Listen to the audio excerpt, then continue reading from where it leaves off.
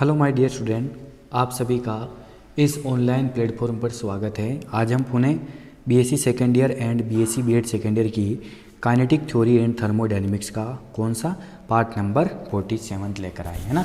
इस पार्ट के अंदर अपन कुछ न्यूमेरिकल सोल्व करेंगे, कुछ क्वेश्चन आपको एग्जाम में क्वेश्चन कैसे कैसे और अलग तरीके से पूछ सकते हैं, वो कुछ क्वेश्चन है उनके मैं आपको आंसर दूंगा, अच्छे क्वेश्चन है। और एक चीज़ ध्यान रखिएगा, आपका यूनिट 3 लगभग कंप्लीट हो चुकी है ना। अब आपकी यूनिट 4 और 5 दो यूनिट बची है ना, तो यूनिट 4 नंबर स्टार्ट होगी आपकी। तो इससे पहले आइए अपन इसके अंदर देखते हैं जो भी कुछ टर्म्स आपके पास कि एक क्वेश्चन है कि उष्मागतिक साम्य थर्मोडायनेमिकल इक्विलिब्रियम, उष्मागतिक साम्य है ना। क्वेश्चन क्या है आपके पास कि उष्मागतिक साम्य जिसको अपन बोलेंगे थर्मोडायनेमिकल इक्विलिब्रियम, थर्मोडायनेमिकल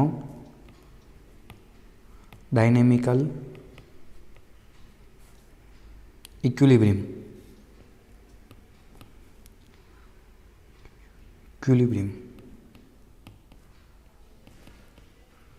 से क्या तात्पर्य है, से क्या तात्पर्य है।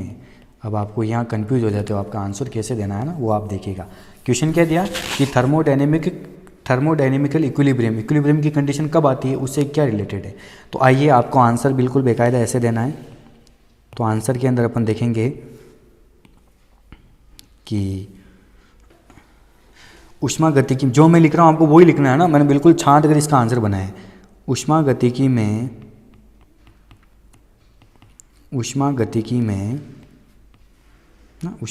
में सबसे महत्वपूर्ण है सिस्टम, निकाय है ना। उष्मागतिकी में सबसे महत्वपूर्ण है सिस्टम, क्या है, निकाय। सबसे महत्वपूर्ण क्या होता है, निकाय, सिस्टम। और जिसे हम किसी पदार्थ के सबसे महत्वपूर्ण क्या है, निकाय। और निकाय का अर्थ है, निकाय आप जानते हो, द ग्रुप ऑफ पार्टिकल। निकाय का महत्वपूर्ण अंश जो होता है वो है, निकाय का महत्वपूर्ण अंश बाउंड्री, परिसीमा जो होती है ना, जिसके अंदर वो लागू होता है ना, बाउंड्री। यहाँ पर बाउंड्री मोस्ट समझना, जिसके अंदर उसके लिए सिस्टम जो लागू हो रहा है वही चीज़ होती है ना, परिसीमा, बाउंड्री है ना, जिसमें पदार्थ का संग्रह होता है। परिसीमा जिसमें पदार्थ का संग्रह होता है ना, पदार्थ अंदर कलेक्ट है, जिसमें पदार्थ का संग्रह होता है ना। इक्विलिब्रियम कंडीशन के लिए अपन देख रहे हैं जिसमें पदार्थ का क्या होता है, संग्रह होता है। और यहाँ हम केवल बंद निकाय जो क्लोज है ना, यहाँ हम केवल बंद निकाय की चर्चा कर रहे हैं। यहाँ हम केवल बंद निकाय की चर्चा कर रहे हैं, है ना। क्लोज जो सिस्टम है ना उसी को अपन पढ़ेंगे। तो इसके अंदर अपन और देखेंगे कि वापस आगे लिखेंगे अपन, किसी उष्मागतिक निकाय में, किसी उष्मागतिकी निकाय के, किसी उष्मागतिकी निकाय के साम्यावस्था में होने के लिए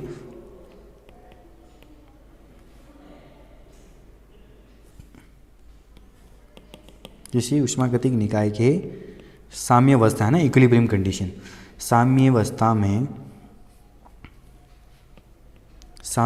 में होने के लिए, साम्यावस्था में होने के लिए निम्न 3 प्रतिबंधों का पालन करना आवश्यक है। निम्न 3 प्रतिबंधों का पालन करना आवश्यक है ना। साम्यावस्था में होने के लिए 3 प्रतिबंधों का तो पालन करना ही पड़ेगा, पालन करना आवश्यक है। यदि कोई निकाय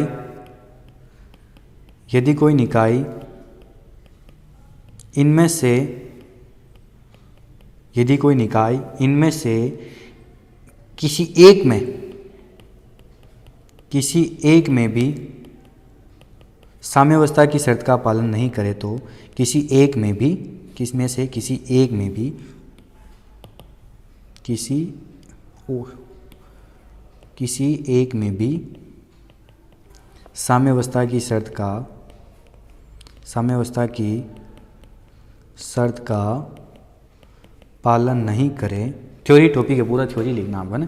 साम्यावस्था की शर्त का पालन नहीं करे, साम्यावस्था की शर्त का पालन नहीं करे तो निकाय साम्यावस्था में नहीं होगा, तो निकाय साम्यावस्था में नहीं होगा। अगर ये नहीं करेगा ना, साम्यावस्था में नहीं होगा। चलो आइए, ये लिखा अपन ने।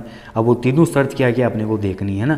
तो क्या क्या देखा अपन पढ़ रहे ऊष्मागतिक साम्य से क्या तात्पर्य है ना, एक्सप्लेन थर्मोडायनेमिकल इक्विलिब्रियम। तो इसमें 3 कंडीशन होती हैं, तीनों का पालन करेगा कोई निकाय, तभी वो ऊष्मागतिक साम्य कहलाएगी, है ना। तो देखिए ऊष्मागतिकी में सबसे महत्वपूर्ण है निकाय, जिसमें कणों का समूह होता है, और निकाय का महत्वपूर्ण अंश है परिसीमा, जो उस बाउंड्री के अंदर होता है, जिसके अंदर पदार्थ का संग्रह है ना, पदार्थ कलेक्ट है उसमें अंदर। और यहाँ हम केवल किसकी, बंद निकाय की चर्चा कर रहे हैं ना। तो किसी ऊष्मागतिकी निकाय के साम्यावस्था में होने के लिए, ध्यान से पढ़िएगा, देखो कि किसी ऊष्मागतिकी निकाय के साम्यावस्था में होने के लिए निम्न 3 प्रतिबंधों का पालन करना आवश्यक है ना। 3 प्रतिबंध इसके अंदर होने चाहिए। यदि कोई निकाय इनमें से किसी एक में भी साम्यावस्था की शर्त का पालन नहीं करे, है ना, इनमें से किसी एक में भी साम्यावस्था की शर्त का पालन नहीं करे तो निकाय क्या होगा, साम्यावस्था में नहीं होगा, है ना। तो आपका निकाय साम्यावस्था में नहीं कहलाएगा। अब कौन कौन सी है, नंबर फर्स्ट यांत्रिक साम्यावस्था।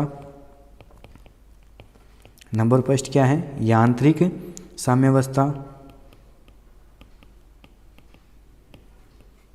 मैकेनिकल इक्विलिब्रियम है ना, मैकेनिकल हो गई। एक मिनट रुकिएगा आप, इसको आंसर अच्छे से देते हैं अपन, पेन चेंज करते हैं ना। नंबर फर्स्ट है यांत्रिक साम्यावस्था, मैकेनिकल इक्विलिब्रियम, मैकेनिकल इक्विलिब्रियम।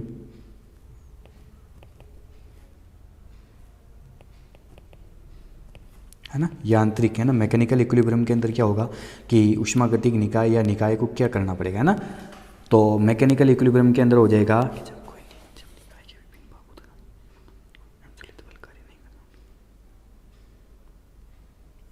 जब निकाय के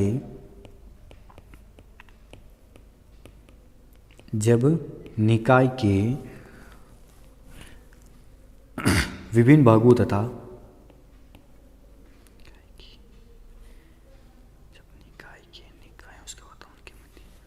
जब निकाय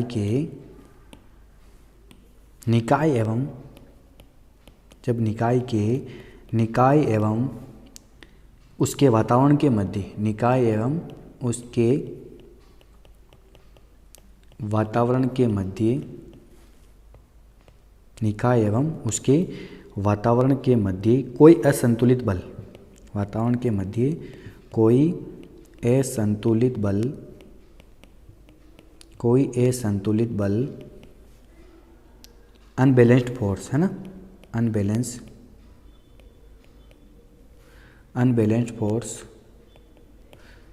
कार्य नहीं करता है,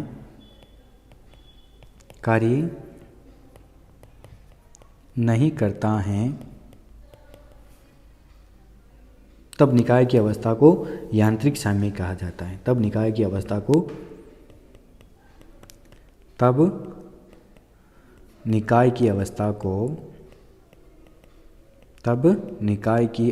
को यांत्रिक साम्य में कहा जाता है, यानी ये यांत्रिक साम्य में है, यांत्रिक साम्य में कहा जाता है ना। ये हो गई इक्विलिब्रियम कंडीशन। क्या होता है यांत्रिक साम्य, क्या होता है 3 शर्तों में कि जब निकाय एवं उसके वातावरण के मध्य, है ना, निकाय एवं उसके वातावरण के मध्य कोई अनबैलेंस फोर्स कार्य नहीं करता है, कोई बल नहीं लग रहा है ना, तब निकाय की अवस्था को क्या कहेंगे, यांत्रिक साम्य। फिर उसके बाद सेकंड अवस्था क्या हो जाएगी इसकी, सेकंड है इसकी रासायनिक साम्य, केमिकल इक्विलिब्रियम, है ना, रासायनिक साम्य। यानी केमिकल इक्विलिब्रियम, केमिकल इक्विलिब्रियम है ना। रासायनिक साम्य की अवस्था कब होगी, चलो आइए उसको भी अपन समझ लेते हैं कि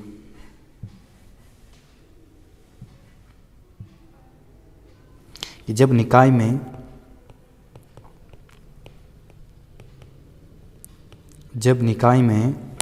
कोई रासायनिक अभिक्रिया नहीं होती, जब निकाय में कोई रासायनिक अभिक्रिया है ना, जब निकाय में कोई रासायनिक अभिक्रिया नहीं होती है, कोई रासायनिक अभिक्रिया नहीं होती हैं, तब निकाय की कोई भी रासायनिक अभिक्रिया नहीं होगी है ना, तब निकाय की आंतरिक संरचना में भी स्वतः परिवर्तन नहीं होता। तब निकाय की आंतरिक संरचना में भी, तब निकाय की आंतरिक संरचना में भी स्वतः अपने आप है ना, स्वतः परिवर्तन नहीं होता है, स्वतः परिवर्तन नहीं होता है ना। निकाय की इंटरनल एनर्जी भी नहीं बदलेगी। ऐसी अवस्था को निकाय की रासायनिक साम्य अवस्था कहा जाता है। ऐसी अवस्था को निकाय की, ऐसी अवस्था को निकाय की कौन सी अवस्था, रासायनिक साम्य अवस्था कहा जाता है। निकाय की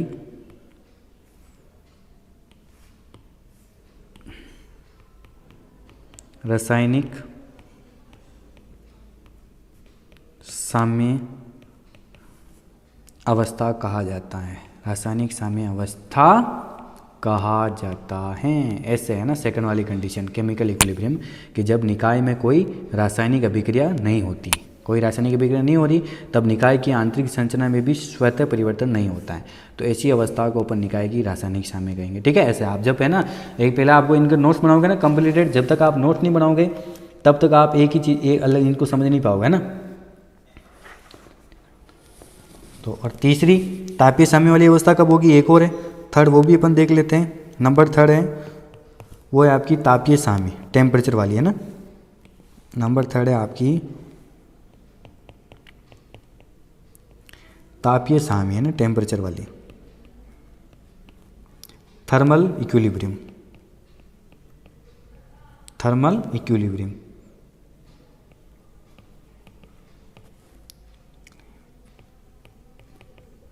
है ना। थर्मल इक्विलिब्रियम कब होगी ये भी अपन देखेंगे। तापीय साम्य अवस्था में भी कब होगा, तो अपन देखेंगे कि जब निकाय के विभिन्न भागों का ताप, जब निकाय के विभिन्न भागों का ताप है ना, जब निकाय के विभिन्न भागों का ताप एक समान होता है, एक समान होता है ना, जब निकाय के विभिन्न भागों का ताप एक समान होता है तथा यह ताप वातावरण के ताप के बराबर होता है, तथा यह ताप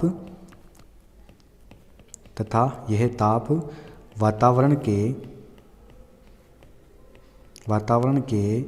ताप के बराबर होता है, तथा यह ताप वातावरण के ताप के बराबर होता है ना। यह ताप किसके बराबर होगा, वातावरण के ताप के बराबर होता है। तब निकाय को तापीय साम्य की अवस्था में कहा जाता है ना, तब निकाय को तापीय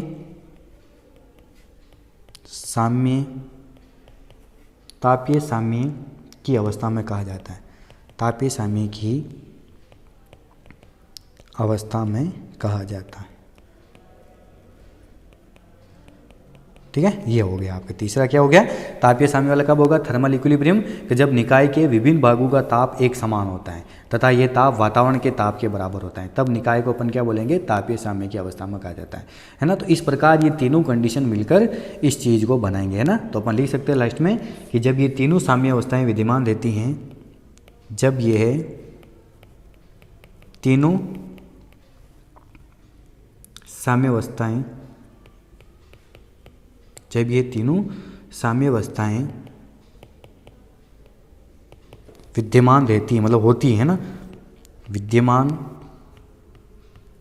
रहती हैं, जब ये तीनों साम्यावस्थाएं विद्यमान रहती हैं तो निकाय ऊष्मागतिक साम्यावस्था में कहलाता है। तो निकाय ऊष्मागतिक साम्यावस्था में कहलाता है ना, ऊष्मागतिक साम्यावस्था में कहलाता है। ये आपका कंप्लीट।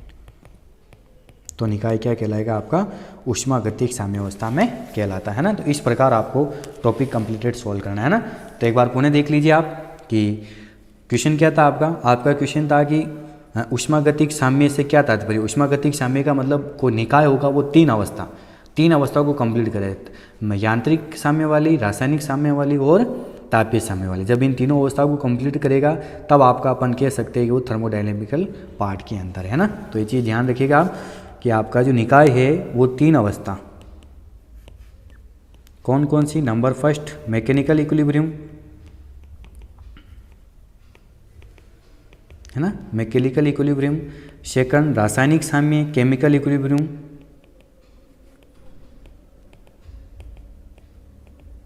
है ना। और थर्ड है थर्मल इक्विलिब्रियम, टेम्परेचर वाली, तापीय साम्य, थर्मल इक्विलिब्रियम। इन तीनों का अवस्था का पालन करेगा, ये तीनों विद्यमान रहेगी तभी अपन थर्मोडायनेमिकल इक्विलिब्रियम, तभी अपन क्या कह सकते हैं, ऊष्मागतिक साम्य की अवस्था को बता सकते हैं, अन्यथा अपन नहीं बताएंगे ना। तो इस क्वेश्चन को जब आप ध्यान से एक बार इसकी कंप्लीटली नोट्स बनाएंगे है ना, तो आपको सारी चीज़ें क्या हो जाएगी, कंप्लीटली समझ में आ जाएगी ना। तो इसलिए एक बार आप नोट्स बनाइएगा तब जाके आप इन चीज़ों को अच्छे से कर पाओगे है ना। तो एक क्वेश्चन अपन को चेंज करके बताते हैं कि एक अगला क्वेश्चन अच्छा क्वेश्चन है वो भी। तो क्वेश्चन नंबर 2 देखिएगा आप, बहुत अच्छा क्वेश्चन है ये भी, इम्पोर्टेंट क्वेश्चन है कि एक आदर्श गैस की, एक आइडियल गैस है ना, एक आदर्श गैस की एंट्रोपी है ना। क्वेश्चन देखिए अच्छा क्वेश्चन है ये कि क्या क्वेश्चन कह रहा है आपको कि एक आदर्श गैस की एंट्रोपी परिवर्तन के लिए व्यंजक स्थापित करो। आदर्श गैस की एंट्रोपी परिवर्तन के लिए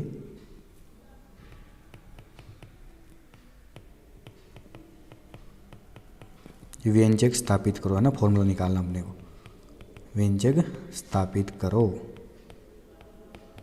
है ना। तो सॉल्यूशन हो जाएगा आपके पास changed in entropy of a perfect ideal gas, change in entropy of a ideal gas है ना। आइडियल गैस के अंदर एंट्रोपी परिवर्तन आपको देखनी है ना। तो चलो आइए अपन सिस्टमेटिक तरीके से चलेंगे। क्वेश्चन देखिए आप कि एंट्रोपी पता है आपको, एंट्रोपी क्या होती है, ds बराबर dq/T है ना। किसी नियत ताप पर दी गई ऊष्मा उसकी एंट्रोपी के बराबर होती है, या dq पर बराबर अपन क्या लिख सकते हैं, Tds लिख सकते हैं।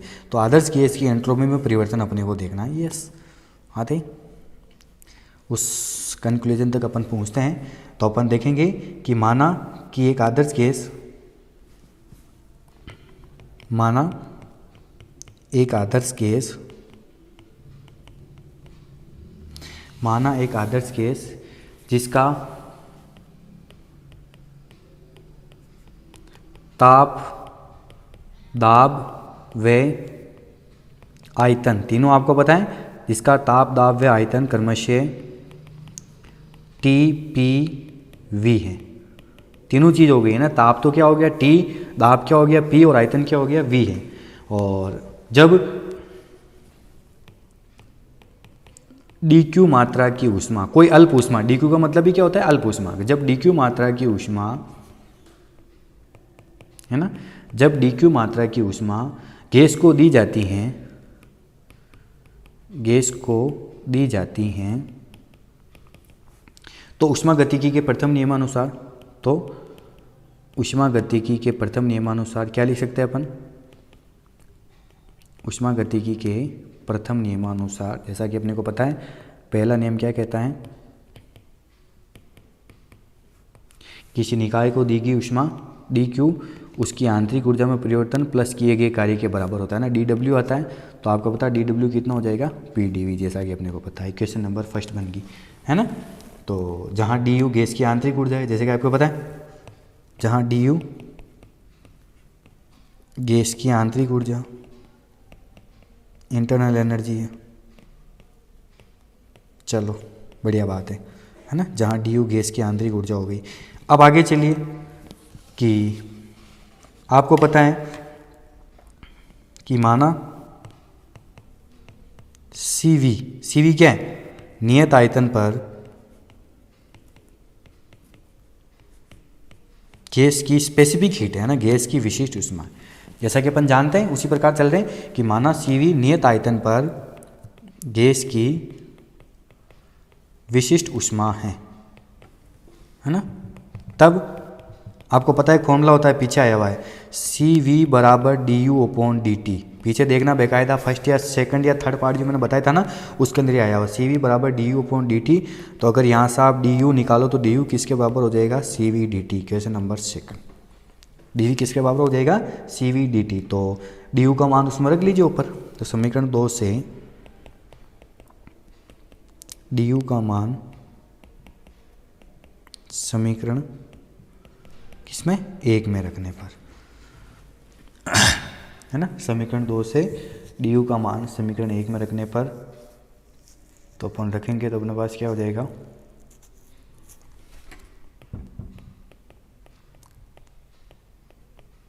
चलो रखते हैं। तो आपके पास हो जाएगा डी क्यू बराबर C V D T plus P D V है ना। डी क्यू बराबर C V D T plus P D V. अब अपन कुछ चेंज कर रहे हैं, क्या चेंज करें कि यदि डी एस गैस के एकांक द्रव्यमान की एंट्रोपी में परिवर्तन, यदि डी एस गैस के एकांक द्रव्यमान की एंट्रोपी में परिवर्तन हो, एकांक द्रव्यमान की एंट्रोपी में परिवर्तन हो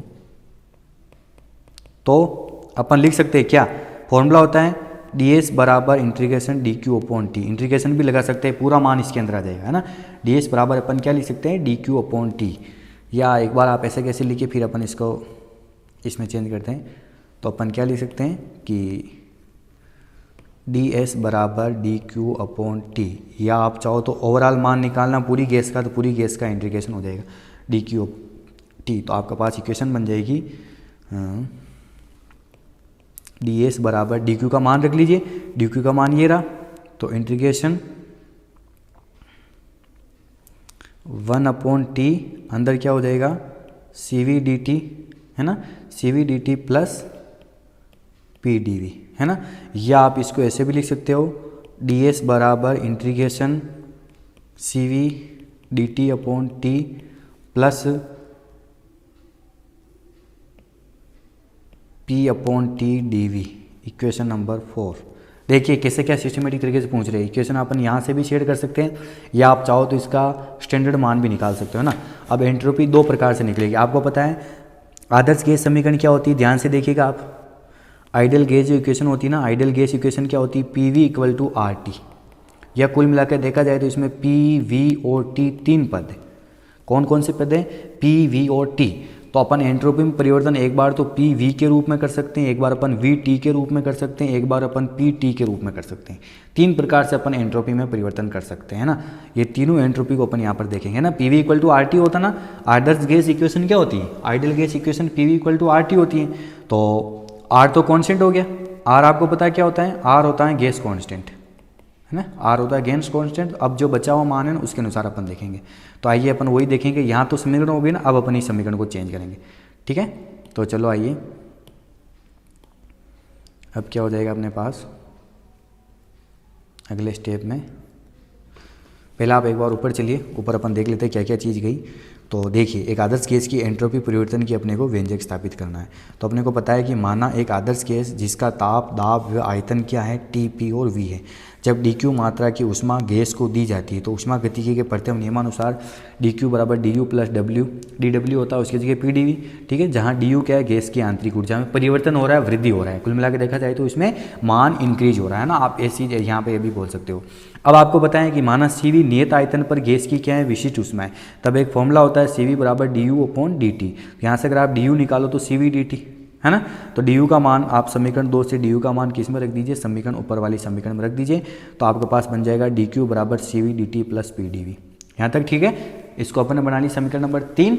अब देखिएगा आप क्या चेंज हो रहा है, डी एस। अब देखिए यहाँ से यही होता है गैस की एंट्रोपी में परिवर्तन। डी एस अपन एंट्रोपी में लिखते हैं। यदि डी एस गैस के एकांक द्रव्यमान की एंट्रोपी में परिवर्तन हो तो फॉर्मूला होता है डी एस बराबर D Q upon T. Overall पूरी गैस का निकालना है तो इंटीग्रेशन का सिंबल लग गया D Q upon T. D Q का मान रख दिया अपन ने, डी क्यू का मान जो भी था अपन ने यहाँ पुट किया। तो डी एस बराबर 1 अपॉन टी है ना, ये रहा है ना, 1 अपॉन टी बाहर आ गया, C V D T plus P D V. तो C V D T upon T plus P upon T D V. अब मैं आपको 3 अलग अलग रूपों में इसी के अंदर चलेगा कि एंट्रोपी परिवर्तन टी व वी के पदों में। इसी के अंदर नंबर फर्स्ट है एंट्रोपी परिवर्तन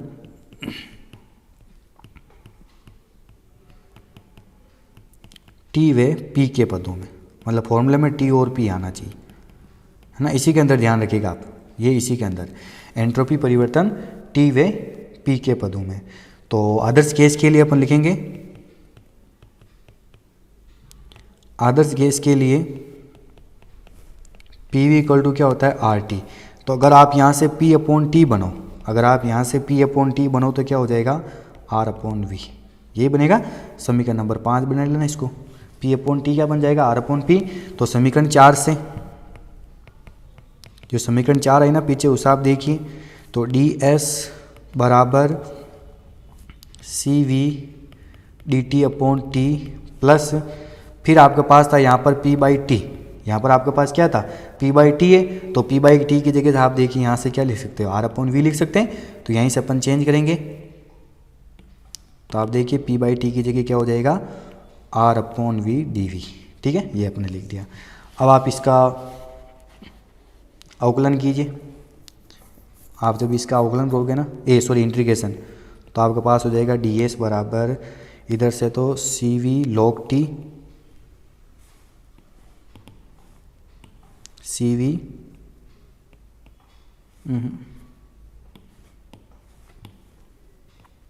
लॉग टी प्लस यहाँ से पुनः R log V plus constant, एक कांस्टेंट आ जाएगा ना, कांस्टेंट आ जाएगा। या आप चाहो तो और चेंज कर सकते हो, कैसे, चूंकि मेहर संबंध क्या होता है, मेहर संबंध अपने पढ़ रखा है। मेहर संबंध C P minus C V बराबर क्या होता है, आर। अगर आप इसको इस जगह पुट करो है ना, तो पर्टिकुलर आपके पास डी एस बराबर कितना हो जाएगा, C V log T, C V log T plus C P minus C V log V plus constant. ये हो गई आपकी एंट्रोपी का फॉर्मूला। देखिए आपकी एंट्रोपी परिवर्तन ऐसे, जहाँ पर सिर्फ टी और क्या आ रहा है, टी और पी के रूप में है ना, टॉप टी और टी और वी के पदों में, सॉरी वी है। एंट्रोपी परिवर्तन टी वे वी के पदों में ना, टी और वी के रूप में। देखिए ना फॉर्मूला आ गया, टी और वी के रूप में सिर्फ है ना। फिर सेकंड देखिए आप, एंट्रोपी परिवर्तन वो हो जाएगा आपका टी वे पी के रूप में। अब अपन निकालेंगे टी वे पी के रूप में, टी वे पी के रूप में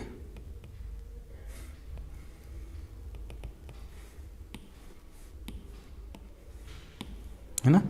एंट्रोपी परिवर्तन टी व पी के पदों में कैसे हुआ, एक बार पुनः देख लीजिएगा आप। थोड़ा सा अपन पीछे चलते हैं। तो मैंने आपको पहले ही समझा दिया, यहाँ जो समीकरण है ये समीकरण आपका वापस पुनः 3 पार्ट में कटेगी है ना। तो एंट्रोपी परिवर्तन टी व पी के पदों में, तो आदर्श गैस के लिए आपको पता P V equal to R T होता है, तो यहाँ से पी बाई टी बनाए तो क्या बन गया आर अपॉन वी। अब ये जो मान है ना अपन ने समीकरण 4 में पुट कर दिया, तो डी एस बराबर integration C V D T upon T plus R upon V D V. तो इसका आप इंटीग्रेशन करोगे तो सी वी लॉग टी हो जाएगा इसका, प्लस इसका आर लॉग वी और कॉन्स्टेंट एक लग जाएगा। फिर इस आर का मान चेंज कर दिया मेड संबंध से, तो आपके पास फाइनली डी एस बराबर C V log T plus C P minus C V log V plus एक अज्ञात कांस्टेंट आपका बाहर निकल जाएगा। ठीक है, अब अपन देखेंगे एंट्रोपी परिवर्तन टी वे पी क्यू पदों में। चलो आइए, तो ये आदर्श गैस समीकरण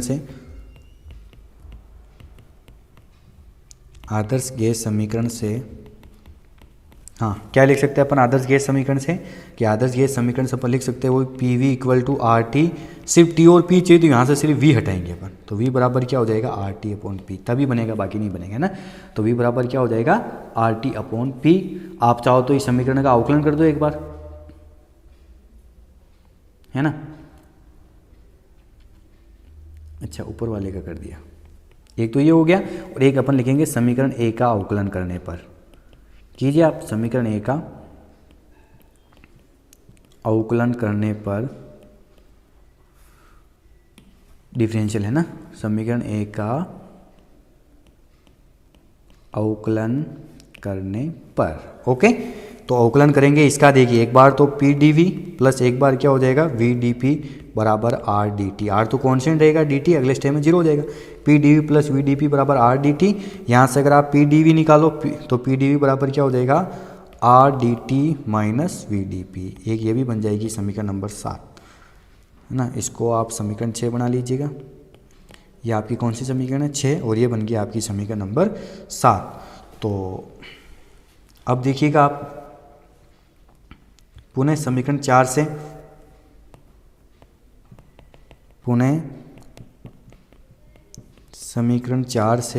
समीकरण 4 क्या थी डी एस बराबर integration C V D T upon T plus P upon T D V, यही थी ना, plus P upon T D V. तो अब आप चाहो तो इसके अंदर समीकरण 7 का मान रख दो, है ना। समीकरण 7 का मान रखने पर, ओके। अब रख रहे तो मैं थोड़ा ऊपर ले रहा हूँ इसका ना, तो आपके पास हो जाएगी डी एस बराबर सी वी बाहर D T upon T plus इसके भी यहाँ इंटीग्रेशन सिंबल है ना, D T plus 1 upon T, integration तो साइन आएगा ही, 1 अपॉन टी और p की जगह हो जाएगा R D T minus V D P, है ना। ये मान पुट कर दिया अपन ने R D T minus V D P. अब आप इसको सोल्व कीजिए तो आपके पास हो जाएगा डी एस बराबर सी वी, एक तो हो गया आपके पास लॉग टी, ये एक बार इसको आप जमा लीजिए D T upon T plus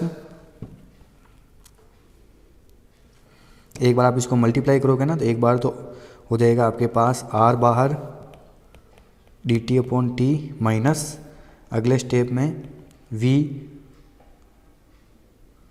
upon T D P, ठीक है, V upon D P P. अब यहाँ पर आप वी का मान रख दीजिए, वी का मान समीकरण 1 से रखने पर, समीकरण ए बनी थी ना उससे वी को भी अपने को हटाना है, तो वी का मान समीकरण ए से रखने पर, ओके। तो आपके पास हो जाएगा डी एस बराबर C V D T upon T plus R D T upon T minus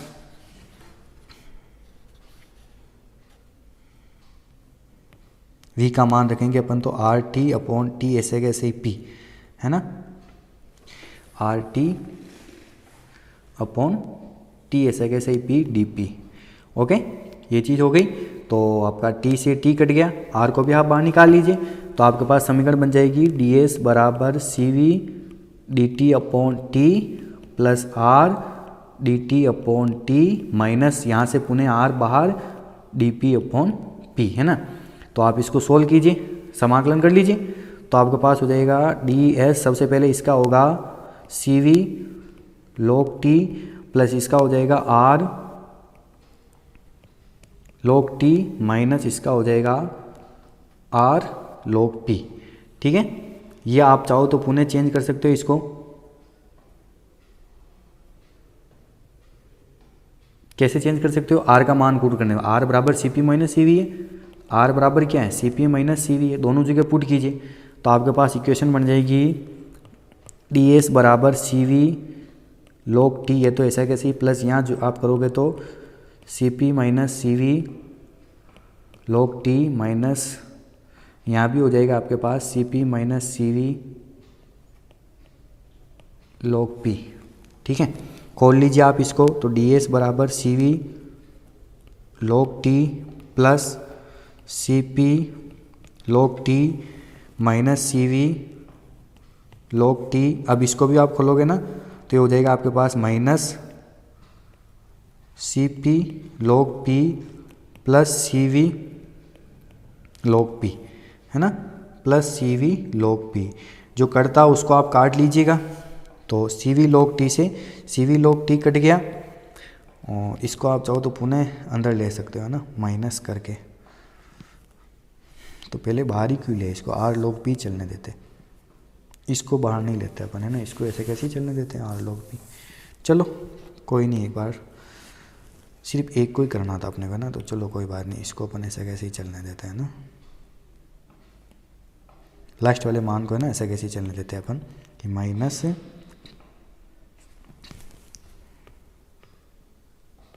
R log P या माइनस सिर्फ एक के अंदर रखा अपन ने मान, है ना, तो आर लॉग पी।